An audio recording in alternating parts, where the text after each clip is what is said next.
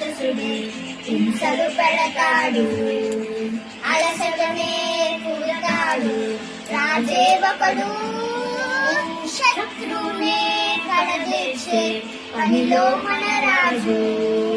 హింసలనే మరిగాడు మంచిని మరిచే, ఆశించని అంత చూస్తాడు, అంతంతో పోరాడి ఘోరంతో మారిపోయాడు.